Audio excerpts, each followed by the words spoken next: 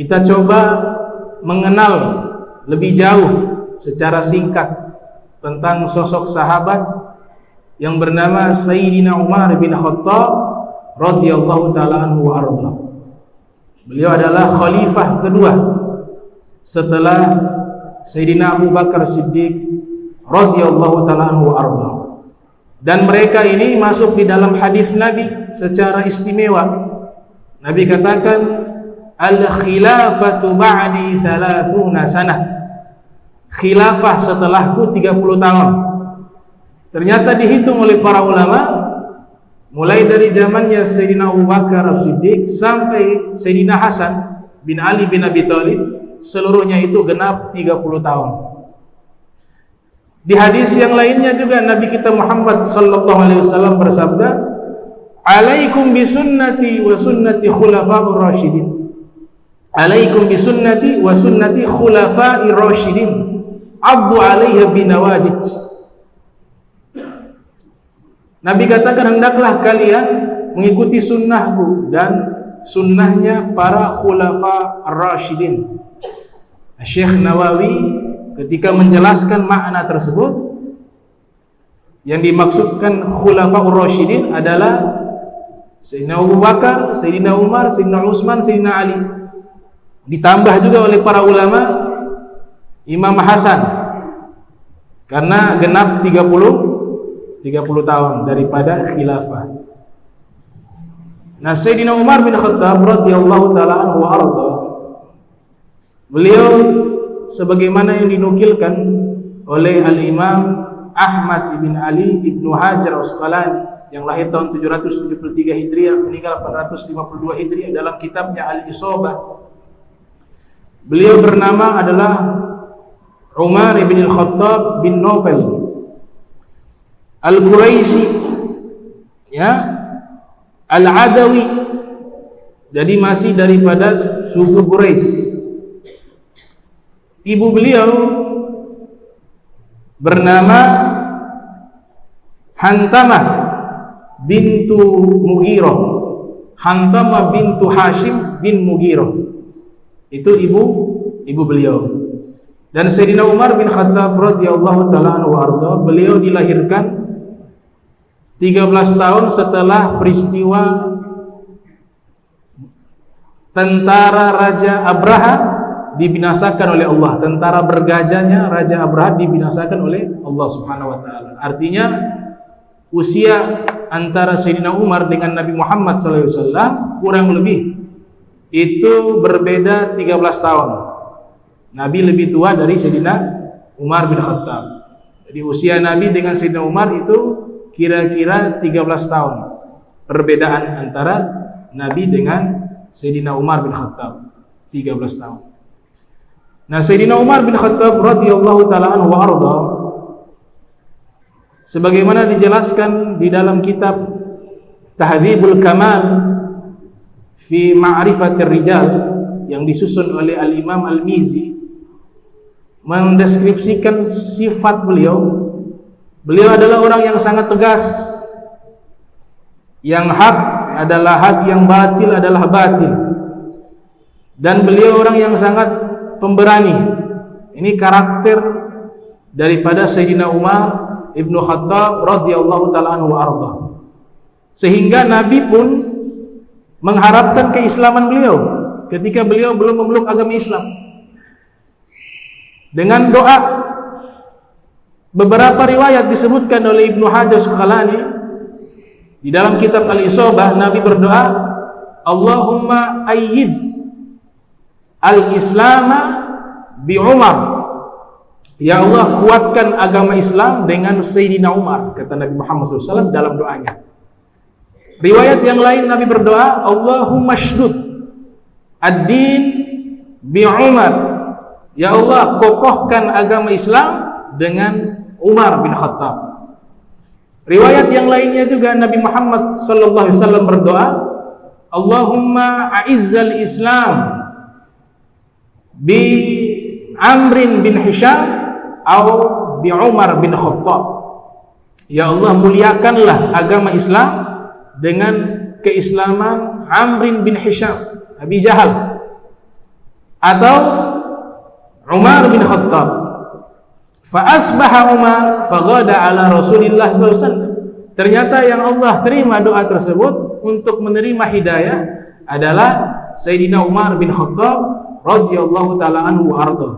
Pagi harinya setelah Nabi doa, pagi harinya Nabi doa di malam hari.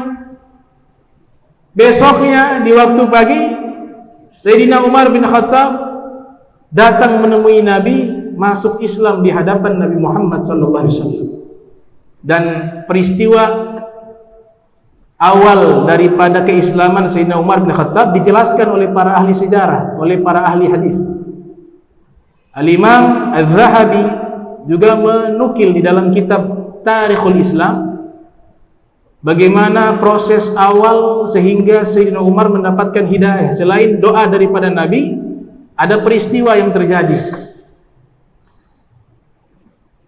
Jadi beliau awalnya hendak mau pergi ke tempat berkumpulnya sahabat Nabi dengan Nabi Muhammad SAW di kota Makkah. Ada satu tempat Nabi berkumpul dengan para sahabat. Sayyidina Umar bertujuan ke sana hendak untuk membunuh Nabi. Sudah bawa itu pedang. Waktu berjalan, di tengah jalan bertemu seseorang. Ini seseorang berkata, "Mau kemana wahai Umar?" Kata Sayyidina Umar, "Saya mau ketemu Muhammad." Mau dibunuh. Niatnya mau dibunuh itu Nabi Muhammad. Kemudian orang tersebut mengatakan, "Kenapa repot ketemu Nabi Muhammad untuk membunuh Nabi Muhammad? Di dalam rumah engkau juga sudah ada yang Islam." Sayyidina Umar heran, "Siapa? Kalau tidak percaya tanya saja. Keluargamu ada yang sudah masuk Islam." Ternyata adiknya beliau, namanya Fatimah bintul Khattab, dengan iparnya Sa'id bin Zaid. Maka Sayyidina Umar tidak jadi pergi menemui Nabi Muhammad SAW, justru menuju ke rumah adiknya. Sampai di rumah adiknya beliau, ternyata di dalam rumah adiknya sedang membaca Al-Quran, tadabbur bersama suaminya, bersama budaknya. Maka Sayyidina Umar mendengar itu suara mengaji, membaca Al-Quran dari luar. Dia mendengar itu. Para ulama hadis mengatakan surat yang dibaca waktu itu surat Toha. Langsung didobrak itu pintu rumah, masuk. Ketika adik beliau Fatimah bintul Khattab melihat kedatangan Sayyidina Umar bin Khattab yang terkenal sangat tegas, itu menyembunyikan lembaran-lembaran tulisan Al-Quran. Maka Sayyidina Umar mengatakan, "Apa yang kalian sembunyikan? Keluarkan." Mereka katakan, "Tidak ada yang kami sembunyikan." Dipukullah adiknya sampai berdarah. Ketika adiknya berdarah, kasihan sama adiknya, seorang wanita. Maka diperintahkan keluarkan, dikeluarkan. Terpaksa dikeluarkan. Ternyata lembaran-lembaran yang bertuliskan wahyu firman Allah Subhanahu wa taala. Kemudian Sayyidina Umar ingin menyentuhnya. Sang adik mengatakan, "Ini tidak bisa disentuh kecuali dalam keadaan suci." Bagaimana cara bersuci? Dalam beberapa riwayat dikatakan mandi. Riwayat yang lain diajarkan cara berwudu. Maka Sayyidina Umar pergi, apakah mandi atau wudu? Selesai sudah suci, Sayyidina Umar bin Khattab mengatakan kepada adiknya, "Coba tolong kalian bacakan yang tadi kalian baca." Dibacalah surat Toha. Maka ini ayat masuk ke dalam hatinya. Ini surat masuk ke dalam hati. Kemudian dia katakan, "Sekarang di mana Muhammad?" Mereka diam. "Di mana Muhammad? Aina Muhammad?" "Saya datang ke sana bukan untuk mencelakakan beliau, tapi saya ingin masuk Islam di hadapan beliau sallallahu alaihi wasallam." Maka ditunjukkan tempat di mana Rasulullah SAW berada. Sayyidina Umar bin Khattab datang menemui singkat cerita, datang ke tempat tersebut, menemui Nabi Muhammad SAW, kemudian syahadat di hadapan Nabi Muhammad SAW. Malaikat Jibril turun. Disebutkan dalam kitab Al-Jawahir Lu'lu'iyah, kata malaikat Jibril, ya Rasulullah, istabsyara al-malaikatu fis sama' bi islami Umar. Wahai Rasulullah, malaikat yang ada di langit bergembira atas keislamannya Sayyidina Umar bin Khattab radhiyallahu ta'ala anhu warda. Yang tadinya sebelum Sayyidina Umar masuk Islam di kota Makkah, ini ceritanya belum hijrah. Para sahabat kebanyakan ibadah sembunyi-sembunyi. Di waktu Sayyidina Umar bin Khattab masuk Islam, beliau katakan kepada Nabi, wahai Rasulullah, ini agama benar? Iya, ini agama benar. Terus kenapa kebenaran harus disembunyikan? Ayo kita tunjukkan kebenaran di hadapan orang-orang musyrik. Maka semua terdiam. Sayyidina Umar bin Khattab setelah masuk Islam, ia keluar dari tempatnya Nabi Muhammad SAW. Dia datang kepada pembesar-pembesar kaum Quraisy, tokoh-tokoh besar. Untuk apa dia datang? Untuk memberitahukan bahwa beliau telah Islam, satu persatu, karena mereka juga takut kepada beliau. Sehingga dikatakan oleh Al-Imam Al-Hafiz Ibn Hajar Asqalani dalam kitabnya Al-Isobatu fi Tamyiz Sahabah, itu mengatakan fakana islamuhu fathan 'alal muslimin wa farajan lahum min ad-dhiq. Keberkahan Islamnya Sayyidina Umar bin Khattab membuka ruang bagi orang-orang muslim pada waktu itu,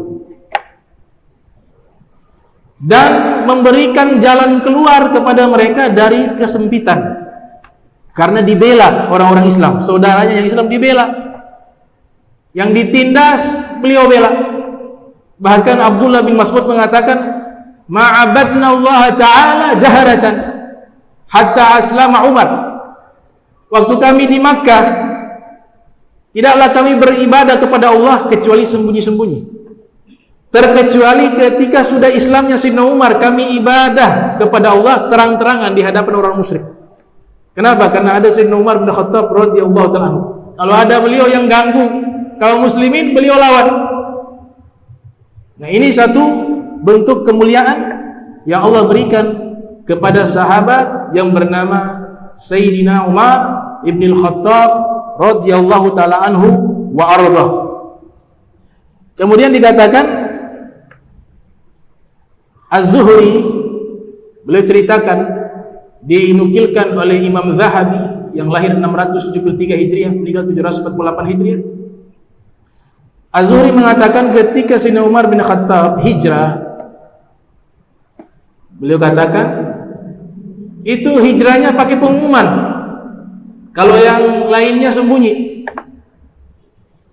Nabi Muhammad SAW hijrah di malam hari, bukan karena takut, tidak. Tapi jangan sampai ada sahabat-sahabat yang lemah, mereka ikut kalau hijrah di siang hari berbahaya. Sehingga Nabi pilih yang hijrah di malam hari, sehingga sahabat-sahabat yang lemah ini dari kalangan budak, dari kalangan orang-orang fuqara wal masakin, mereka tidak ikut jejak Nabi di siang hari sehingga membahayakan diri mereka. Kalau malam hari orang-orang musyrik banyak yang sedang tidur, sehingga mereka bisa keluar lebih aman. Tapi berbeda dengan Sayyidina Umar bin Khattab, diceritakan oleh Imam Zahabi dalam kitab Tarikhul Islam, juga dalam kitab Syiar A'lamin Nubala, beliau kasih pengumuman. Dia katakan kepada orang-orang musyrik, wahai orang-orang musyrik, sebentar lagi saya mau hijrah. Siapa yang mau menghalangi saya, silakan, saya tunggu di belakang bukit ini. Ditunjuk ada satu bukit di situ. Tapi kalau yang ketemu dengan saya, hati-hati, nanti istri kalian jadi janda, anak jadi yatim. Kalau yang menghalangi saya, silakan. Tapi nanti istri kalian menjadi janda, anak kalian menjadi yatim. Beliau tunggu di situ. Tidak ada satupun orang-orang musyrik yang datang. Setelah itu beliau hijrah. Nah, ini menggambarkan bahwa beliau sosok yang pemberani, asy-syajaa', seorang yang pemberani. Kemudian Sayyidina Umar bin Khattab radhiyallahu taala anhu wa arda, sebagaimana yang disebutkan kemuliaan beliau ini ketika menjabat sebagai khalifah, banyak kota-kota, negara-negara beliau bebaskan masuk wilayah kekuasaan Islam, sehingga Az-Zuhri beliau menyatakan fataha Asy-Syam kullah ala Umar bin Khattab wal Jazirah wal Iraq wal Misra. Negeri Syam itu bisa menjadi wilayah kekuasaan Islam di masa Khalifah Umar bin Khattab. Wilayah Aljazair, wilayah Mesir, wilayah Persia, Irak, Iran itu menjadi wilayah kekuasaan umat Islam di masa Khalifah Sayyidina Umar bin Khattab. Wadawana dawawin, dan Sayyidina Umar bin Khattab adalah khalifah pertama yang membuat kantor. Di masa beliau buat kantor, ini militer, ini untuk mengurus zakat, ini mengurus kesehatan, ini mengurus pendidikan. Itu di zamannya Khalifah Umar bin Khattab radhiyallahu ta'ala anhu. Kemudian wa qasama 'alan nas fai'ahum, juga membagi fai', semacam dispensasi bagi sahabat-sahabat Nabi yang sudah senior. Kalau zaman sekarang pensiunan. Itu dibuat di zaman Sayyidina Umar bin Khattab radhiyallahu ta'ala anhu arda. Dan beliau ini terkenal juga dengan julukan Al-Faruq. Al-Faruq. Al-Faruq artinya yufarriqu bainal haq wal batil. Sosok orang yang membedakan mana yang hak adalah hak dan mana yang batil adalah batil. Itulah sosok daripada Sayyidina Umar ibn Khattab radhiyallahu ta'ala anhu arda. Ada seorang tabi'in bernama Sa'id bin Zubair. Sa'id bin Zubair ini mengatakan, nazalat fi Umar bin Khattab ayatun minal Qur'an wa wafaqahu al-Qur'an.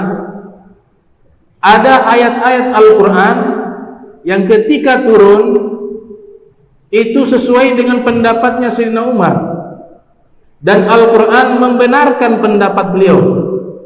Wa wafaqahu al-Qur'an fi mawaqif khassah, di dalam beberapa peristiwa beliau berfatwa sebelum ada wahyu. Jadi berfatwa bukan hanya satu, banyak. Sama seperti Imam Ali juga demikian, berfatwa sebelum ada wahyu, sudah berfatwa dan wahyu membenarkan fatwa mereka. Termasuk Imam Ali, termasuk Sayyidina Umar bin Khattab radhiyallahu ta'ala anhu arda. Al-Imam As-Suyuti dalam kitabnya Tarikhul Khulafa itu menyebutkan Nabi SAW bersabda, Inna Allah ja'ala al-haq ala lisani Umar wa qalbi. Sesungguhnya Allah Subhanahu wa ta'ala telah menjadikan kebenaran itu keluar dari lisannya Umar dan dari hatinya Umar bin Khattab radhiyallahu ta'ala anhu wa arda. Ini jaminan dari Nabi kita Muhammad sallallahu alaihi wasallam. Hadis ini diriwayatkan juga oleh Al-Imam At-Tirmidzi yang lahir tahun 209 Hijriah, meninggal tahun 279 Hijriah. Di dalam sunannya juga hadis tersebut diriwayatkan oleh Al-Imam As-Suyuti yang lahir tahun 849 Hijriah, meninggal tahun 911 Hijriah, di dalam kitabnya Tarikhul Khulafa. Kemudian Al-Imam Al-Hafiz Abi Fida Ibn Katsir rahimahumullah yang lahir tahun 700 Hijriah, meninggal tahun 774 Hijriah, di dalam kitabnya Al-Bidayah wan Nihayah itu meriwayatkan Baitul Maqdis itu dibebaskan di masa Khalifah Sayyidina Umar bin Khattab, tepatnya pada tahun 16 Hijriah. tahun 16 Hijriah, Sayyidina Umar mengutus beberapa sahabat memimpin pasukan untuk membebaskan Baitul Maqdis. Di antara sahabat yang memimpin pasukan pada waktu itu ada Sayyidina Khalid bin Walid, ada Amr bin As. Mereka berangkat ke Palestina untuk membebaskan Baitul Maqdis. Sampai di sana tidak ada perlawanan yang berarti, kaum muslimin menang. Ketika sudah menang, mereka ingin membebaskan Baitul Maqdis yang pada waktu itu bukan masjid tapi gereja, karena dikuasai oleh Nasrani pada waktu itu, dan juga ada sebagian orang-orang Yahudi yang ada di tempat tersebut. Tokoh pendeta mereka namanya Sobhorius. Pendeta namanya Sobhorius. Itu pendeta yang menjadi pemimpin pada zaman tersebut. Kata pendeta tersebut, saya akan berikan kunci daripada Baitul Maqdis. Tapi dengan syarat yang datang kemari menerima kunci ini adalah khalifah kalian, yaitu Sayyidina Umar bin Khattab. Maka dikirimlah surat kepada Sayyidina Umar bin Khattab untuk datang mengambil kunci dan membebaskan Baitul Maqdis dan menjadi wilayah kekuasaan kaum muslimin, karena di situ ada masjid yang mulia, yang suci bagi umat Islam. Kata Nabi, la tushaddur rihal illa ila thalathati masajid. Kalau mau pergi, bertujuanlah ke 3 masjid: Masjidil Haram, wa Masjidil Hadza, wa Masjidil Aqsa. Yaitu Masjidil Haram, masjidku ini, Masjid Nabawi, dan Masjidil Aqsa. Di dalam hadis Imam Ahmad bin Hanbal yang lahir tahun 164 Hijriah, meninggal 241 Hijriah, di dalam musnadnya Nabi kita Muhammad sallallahu alaihi wasallam bersabda, "Salatun fi masjid hadza afdal min alfi salatin fi ma siwa illa Masjidil Haram." Sekali salat di masjid Nabi itu lebih afdal 1000 kali salat di masjid yang lain kecuali Masjidil Haram. Wa salatun fi Masjidil Haram afdal min mi'ati alfi salatin fi ma siwa. Dan sekali salat di Masjidil Haram itu lebih afdal 100.000 salat di masjid yang lain. Wa salatun, dan sekali salat fi Masjidil Aqsa afdal min khamsi mi'ati salatin fi ma siwa. Sekali salat di Masjidil Aqsa itu lebih afdal 500 kali salat di masjid yang lain, kata Nabi kita Muhammad sallallahu alaihi wasallam. Kemudian berangkatlah Sayyidina Umar bin Khattab dari Madinatul Munawwarah menuju ke Palestina. Seluruh pasukan menanti kedatangan khalifah. Bisa bayangkan dulu kekuasaan beliau itu lintas negara, Mesir, Syam. Syam ini kalau zaman sekarang banyak negara, ada Jordania, Libanon, Palestina, Suria. Itu zaman dulu namanya Syam. Kemudian sudah masuk ke Afrika juga, Irak, Iran. Itu dikuasai semuanya di bawah kepemimpinan Sayyidina Umar bin Khattab radhiyallahu ta'ala anhu arda. Datang beliau dari Madinah hanya 2 orang. Beliau sendiri dengan pengawalnya. Orang-orang di Palestina menanti kedatangan khalifah. Ini pendeta berpikir ini pasti raja dengan pakaian, dengan mahkota yang mewah, dengan pasukan yang jumlahnya banyak, karena ini mengguncang peradaban pada waktu itu. Ditunggu, dinanti-nantikan. Hanya 2 orang. Sayyidina Umar dengan 1 pengawalnya. Yang luar biasa, Sayyidina Umar bin Khattab radhiyallahu ta'ala anhu arda mengatakan kepada pengawalnya, kita punya kendaraan 1, hanya himar, keledai. Bukan naik kuda, bukan naik onta, naik himar. Kalau engkau sudah capek, gantian engkau naik, saya yang tuntun.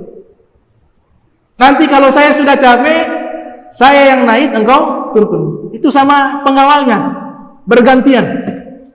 Kemudian Sayyidina Anas bin Malik meriwayatkan pakaian dari Sayyidina Umar bin Khattab pada waktu itu bukan pakaian yang mewah. Bahkan dikatakan oleh Sayyidina Anas bin Malik, di bagian bahunya itu ada 40 tambalan pakaiannya. Riwayat yang lain 12. Pakaian yang kainnya kasar. Ada sobekan ditambal dengan jahitan. Ada 40 tambalan. Bukan pakaian seorang raja. Datanglah Sayyidina Umar bin Khattab. Bertepatan ketika masuk ke Palestina, itu giliran Sayyidina Umar tuntun. Itu himar, pengawalnya yang naik di atas. Sehingga ini orang-orang menyangka, orang-orang Nasrani, orang-orang Yahudi, mereka menyangka khalifah itu yang sedang naik di atas. Datanglah. Ini pendeta, lihat. Ini tidak salah, ini rajanya ini. Maka sahabat yang lain mengatakan bukan yang itu, tapi yang lagi menuntun. Tambah heran itulah. Yang menuntun itu raja, itu yang namanya Umar bin Khattab. Iya benar. Sayyidina Ammar, ada beberapa sahabat, diantaranya Ammar bin As. Ammar bin As merasa minder. Ini orang-orang Nasrani punya raja dengan pakaian yang begitu mewah, dengan mahkota, dengan pasukan. Minder terhadap khalifahnya umat Islam dengan pakaiannya yang ada 40 tambalan.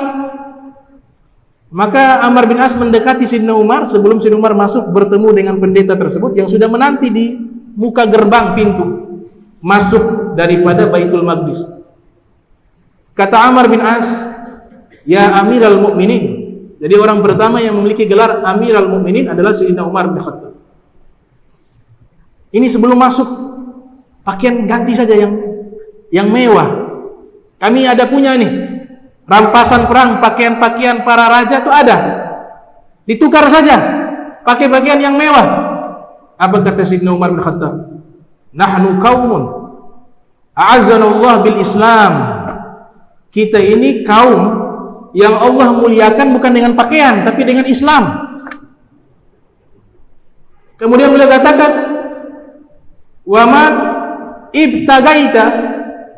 Kalau ibtagaita izzata fi ghairihi adzallana Allah. Kalau kita cari kemuliaan selain Islam, maka Allah akan hinakan kita. Biar saya yang pakaian seperti ini. Maka itu pendeta ketika bertemu dengan Sayyidina Umar bin Khattab, dia serahkan kunci. Ternyata ada maksud. Kenapa ini pendeta meminta syarat yang membebaskan Baitul Maqdis harus khalifah, baru kuncinya diserahkan?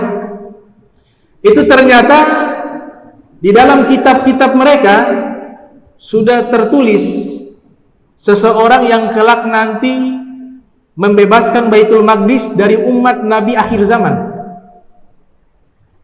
Dan ciri-ciri orang itu adalah memiliki pakaian yang punya 40 tambalan. Dilihat, dihitung sama pendeta. Ini benar yang dijanjikan. Akhirnya diserahkan. Itu kunci, tanpa ada peperangan, tanpa ada paksaan. Sayyidina Umar bin Khattab terima itu kunci. Masuk ke Baitul Maqdis. Tiba waktu sholat.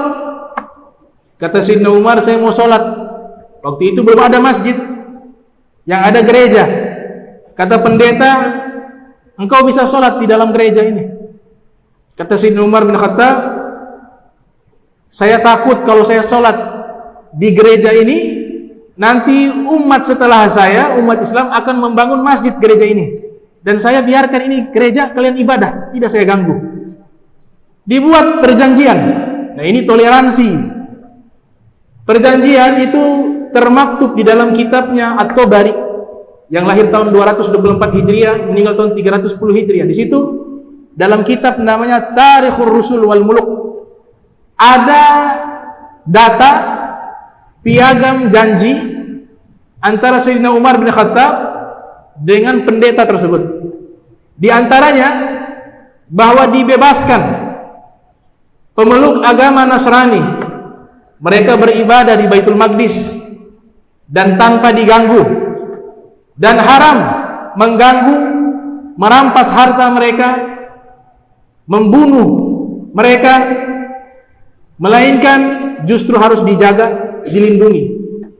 Adapun orang-orang Yahudi diusir karena permintaan orang Nasrani, karena mereka sering mengganggu, membuat kekacauan. Maka Sayyidina Umar mengusir mereka, orang-orang Yahudi, dibiarkan orang Nasrani berdampingan dengan umat Islam dalam keadaan rukun dan toleransi dan saling berbuat baik satu dengan lainnya.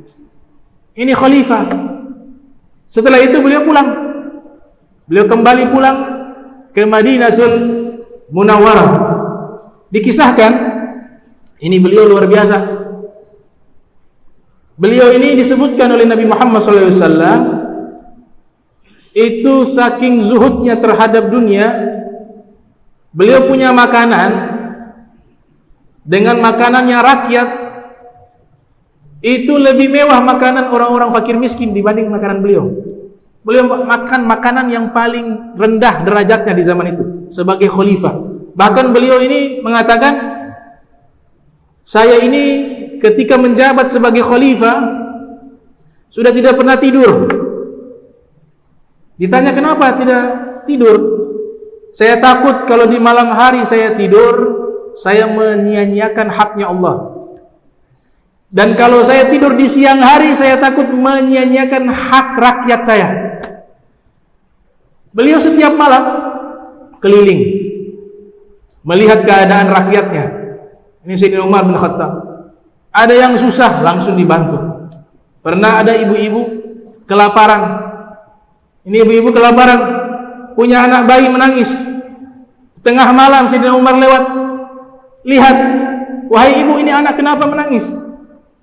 Dikatakan belum makan. Terus yang kau masak itu apa? Batu. Kenapa? Untuk menghibur anak saya bahwa saya sedang masak. Tidak ada makanan. Ini gara-gara khalifah tidak memikirkan rakyatnya. Dia tidak tahu di hadapannya itu adalah khalifah Sayyidina Umar bin Khattab. Maka Sayyidina Umar bin Khattab mengatakan, saya minta maaf. Apa engkau khalifah? Tidak. Tunggu di sini sebentar. Beliau kembali pulang, memikul sendiri gandum itu. Anak buahnya mengatakan, wahai khalifah, biar saya yang pikul.